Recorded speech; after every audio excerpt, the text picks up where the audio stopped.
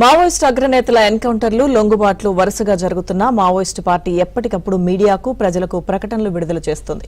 Maoist party కేంద్ర committee అధికార ప్రతినిధి అభయ్ పేరిట విడుదలవుతున్న పత్రికా ప్రకటనలను ఎవరు రాస్తున్నారు అనే దానిపై పోలీసులు దృష్టి పెట్టినట్టు తెలుస్తుంది.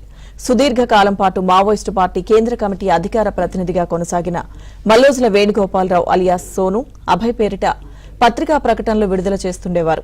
ఆయన ఇటీవల మహారాష్ట్ర సీఎం దేవేంద్ర ఫడ్నవీస్ ఎదుట భారీ సంఖ్యలో అనుచరులతో కలిసి తుపాకులను కూడా సమర్పించి లొంగిపోయారు. ఇదే తరహాలో మరో మావోయిస్టు అగ్రనేత తక్కెళ్లపల్లి వాసుదేవరావు అలియాస్ ఆసన్న ఛత్తీస్గఢ్ లో అనుచరులతో లొంగిపోయారు. మావోయిస్టు పార్టీ ప్రధాన కార్యదర్శి లంబాల కేశవరావు అలియాస్ బసవరాజ్ మరణం తర్వాత కొత్తగా ఆ బాధ్యతలను తిప్పిరి తిరుపతి తీసుకున్నారని ప్రచారం జరిగింది. ఈ నేపథ్యంలో కేంద్ర కమిటీ అధికార ప్రతినిధిగా ఆయనే వ్యవహరిస్తున్నారని అభయ్ పేరిట ప్రకటనలు విడుదల చేస్తున్నారని నిఘా వర్గాలు భావిస్తున్నాయి. తాజాగా ఆయుధాలతో సహా మావోయిస్టులు పెద్ద సంఖ్యలో లొంగిపోవడంతో ఆ పార్టీలో అంతర్మథనం జరుగుతోందని, ఇంకా లొంగుబాట్లు ఉంటాయా లేక పోరుబాట కొనసాగిస్తారా అనే చర్చ జరుగుతోంది.